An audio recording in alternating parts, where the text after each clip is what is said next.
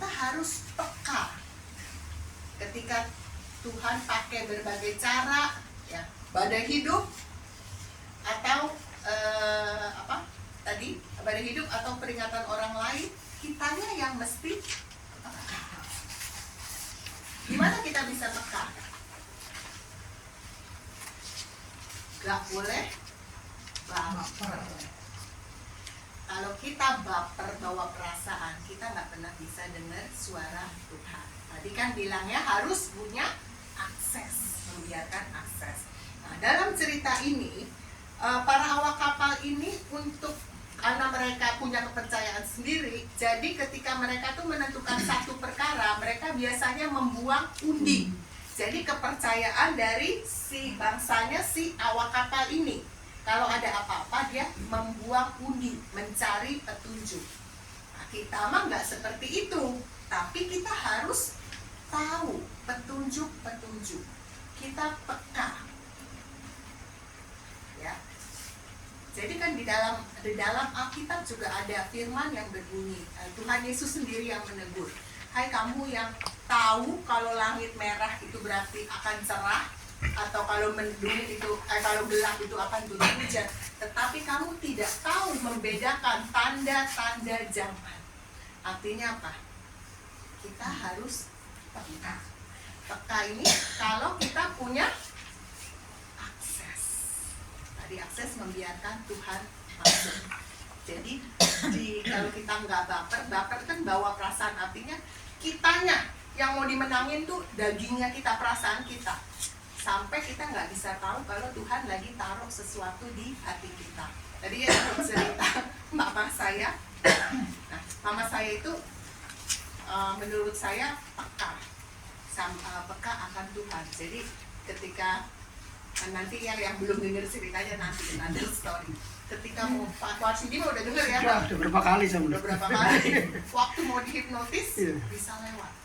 Kali menurut saya mungkin jangan-jangan satu-satunya orang yang udah kena tapi lepas.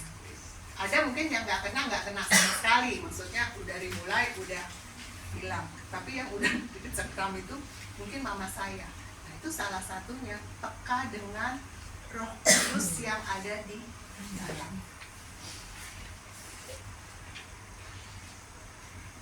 Siapakah yang lebih religius ketika badai krisis? Nahkoda kapal atau Yunus? Nah, ini yang tadi saya bilang, kadang-kadang orang yang tidak seiman dengan kita itu bisa mencontoh. Ya, tadi mereka doanya berapa kali, kita berapa kali. Ya, terus mereka doanya panjang-panjang, kita berapa lama kita doa. Nah, kita kadang-kadang orang yang tidak seiman itu bisa lebih religius dari kita, dan harusnya itu warning. Kemudian tadi terakhir, nahkoda itu berseru, bangunlah, berserulah kepada Allah. Jadi itu pernyataan yang cukup tegas, perintah. Seringkali di dalam hidup kita kan punya atasan, ya, baik di dalam pekerjaan maupun di dalam rumah tangga. Di dalam rumah tangga siapa kepalanya? Bapak, ayo, ibu-ibu, bapak-bapak, ayo. Suami, yakin.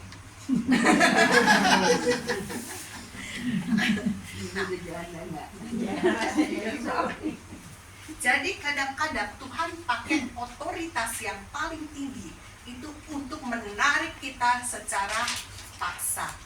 Kita harus apa? Tetap menghormati otoritas yang diberikan Tuhan. Istri-istri, otoritas di rumah ada di suami. Di dalam pekerjaan, otoritas ada di atasan, pimpinan. Kadang-kadang otoritas itu dipakai Tuhan untuk memaksa kita yang udah dikasih tahu Tuhan 1 kali, 2 kali, ditaruh di hati, apa? Bener. Dengan otoritas, akhirnya Yunus dipaksa untuk bangun. Sekali lagi, itu sebetulnya kalau kita dipaksa dengan atasan, senang nggak? Padahal itu sebetulnya apa? Tuhan lagi-lagi mau menyelamatkan kita. Akhirnya setelah dipaksa dengan otoritas si nakoda, Yunus apa? Mengaku. Ya. Nah, jalan berbalik ketika sudah terpuruk mulai dengan pengakuan. Nah, kita lihat kalau tadi yang contoh-contoh saya, Rafael dan sebagainya, mereka kan semua sedang tersandung masalah hukum. Apa yang dilakukan oleh mereka?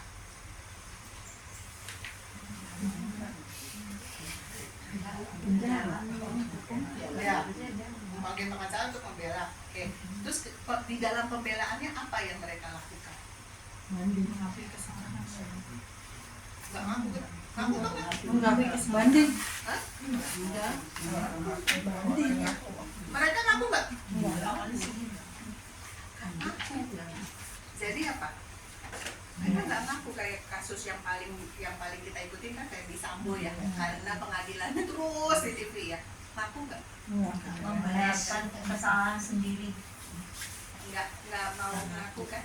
Ngeles. Akhirnya selamat ya? Enggak, hukum mati. Hukum mati. Jadi tapi Dari seumur hidup hukum mati. Ya sekarang nggak tahu keringatan seumur katanya hidup. seumur hidup. Ya. Nah, besok juga amnesti lagi. Ya, itu kan udah main sogok-sogok. Iya. Tapi kan kita lihat keputusannya dari seumur hidup ke hukuman mati. Eliezer apa yang dilakukan? Mengaku. Semua dia ngomong loh sampai menceritakan dia nembak. Ya kan, artinya dia mengaku sampai dia minta ampun sama Orang tuanya. bapaknya si Yosua. Apa yang terjadi? Bebas. Cuma berapa tahun? 2 tahun. Satu tahun. Itu sebetulnya kita bisa lihat dengan jelas dan nyata. Tuhan masih bekerja sampai saat ini. Tapi kita harus, kalau kita udah salah jalan, udah nggak taat, udah terpuruk, kita apa? Angkat tangan, nyerah. Akui semua dosa, semua kesalahan. Mulai dari pengakuan. Ya, salah saya. Kebanyakan manusia punya kecenderungan untuk salah kamu. Padahal ketika kita menunjuk, 1 jari ya menunjuk orang, 3 jari menunjuk. Jadi harusnya koreksi kan begitu, 1 jari ke depan, 3 jari mengakui kesalahan. Ya, titik awalnya. Ketika Yunus mengaku, apa yang dia akui? Identitasnya iman. Ya, dia mengakui bahwa Allah dia siapa? Allah pencipta langit dan bumi. Pengakuan dosa itu membuat apa? Akhirnya para awak kapalnya juga apa? Tahu ternyata ada Allah yang luar biasa. Pengakuan kita terhadap dosa, terhadap iman kita, itulah kadang-kadang evangelisasi, membuat orang tahu siapa Allah kita. Ya, contohnya itu kayak Eliezer, ketika dia mengaku, ya, orang bisa melihat ya, ada pembelaan Tuhan. Tiba-tiba dari 12 tahun kan, kalau nggak salah 12 tahun ya, jadi 1,5 tahun. Luar biasa kan? Justice kolaborator. Justice kolaborator itu kan artinya dia harus ngaku. Jadi kadang-kadang kita mengakui iman itu sudah merupakan evangelisasi, pengakuan iman kita, pengakuan dosa kita, kesalahan kita, dan kita mengaku ini ada kuasa Tuhan. Nggak perlu kita mungkin menginjil ya, karena nggak semua orang kadang-kadang kan punya talenta untuk menginjil. Tetapi dengan evangelisasi itu bisa dimulai dengan mengakui Allah kita, Allah yang luar biasa. Oke. Nah, setelah itu apa yang diterima Yunus? Konsekuensi dosa. Kenapa? Dia minta untuk dibuang ke laut. Nah, di sini kita belajar. Yunus sudah mengakui, saya salah, saya terima konsekuensi. Banyak dari kita apa? Tidak mau mengaku, tidak mau terima konsekuensi. Akhirnya apa? Tidak pernah dipulihkan. Kita mau hidup dipulihkan, makin hari makin baik. Bapak Ibu, tadi pertanyaan saya kembali, apakah Tuhan berhenti di umur tertentu? Tidak. Artinya setiap hari ada kesempatan kita untuk makin baik gak? Ada kesempatan Tuhan untuk terus bekerja nggak? Berapapun umur kita. 70 berhenti? 71 berhenti? 80 berhenti? Masuk peti. Oh iya kan, masa mau dibuang? Jadi kalau ada yang merasa sudah, saya mau udah gini-gini aja lah, udah cukup lah, betul atau enggak? Salah. Setiap hari kesempatan kita untuk lebih baik lagi, jadi manusia yang lebih baik.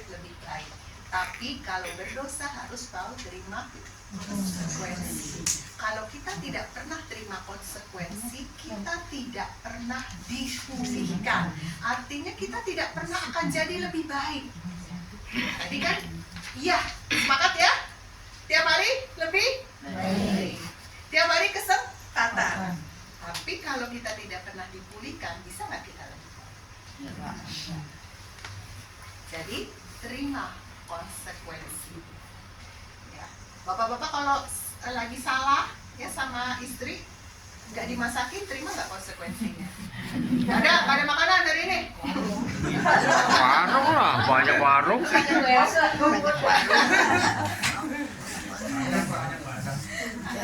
Terima konsekuensinya. Ya. Tapi kalau tambah marah, kalau misalnya bapak-bapak nggak dimasakin, ibu marah, terima konsekuensinya, diam, terima, besok ibu luluh nggak? Luluh. Tapi kalau bapaknya makin galak, makin marah, tambah lagi 3 hari nggak dimasakin. Kayak gitu contohnya.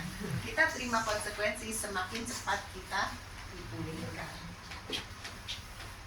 Nah, bagaimana reaksi para awak kapal ketika Yunus sudah bilang, itu tuh saya, ya, ini karena sebabnya saya lari dari Allah yang maha, Allah pencipta langit dan bumi. Allah saya adalah Allah pencipta langit dan bumi.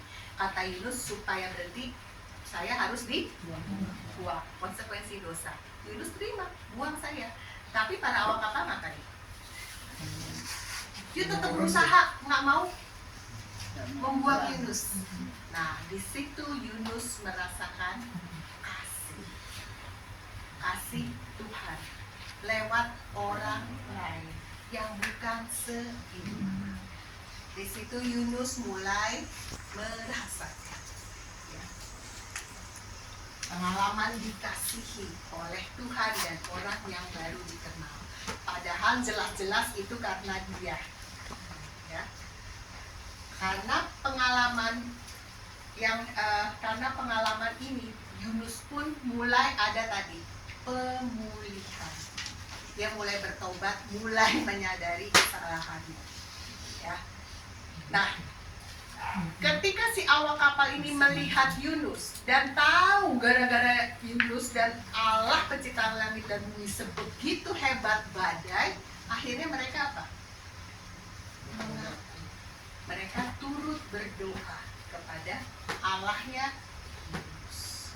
Di situ terjadi evangelisasi nggak? Evangelisasinya pakai ngomong nggak? Pakai penginjilan? Praktek. Jadi kita semua tadi punya tugas, ya. Tadi Tuhan Yesus bilang apa? Jadikanlah semua bangsa murid-muridku. Dan baptislah. Baptislah dalam nama Bapa, Putra, dan Roh Kudus. Tidak harus kan, banyak kita bilang, oh saya nggak bisa menginjil, saya nggak bisa ngomong. Ya kalau yang ibu mungkin guru punya talenta ya Bu untuk mengajar. Gak semua orang, tapi tugasnya tetap sama.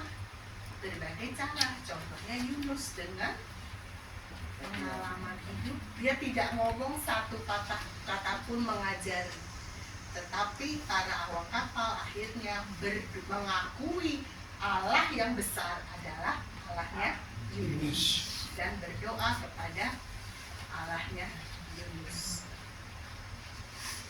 Ya, nah akhirnya ketika Yunus diturunkan, artinya Yunus menerima konsekuensi dosa, laut berhenti mengamuk. Konsekuensi dosa itu Tuhan juga tahu ada kemampuan kita. Jadi ketika kita terima, tidak untuk selamanya kita akan terpuruk. Tuhan tuh tahu kalau ketika kita harus menerima konsekuensi dosa, terima. Enak nggak? Enggak. Menderita nggak? Iya. Tapi Tuhan tahu kekuatan kita itu sampai seberapa. Jadi tidak selamanya Tuhan membiarkan kita menerima konsekuensi dosa. Nah, dari perikop Yunus dan di buku ini ada 12 poin tersebut yang bisa saya bagikan. Oke, boleh Bapak Ibu yang mungkin mau sharing? Ya, akhirnya awal kata beriman kepada Tuhan atau evangelisasi. Silakan Bapak Ibu yang mau sharing boleh.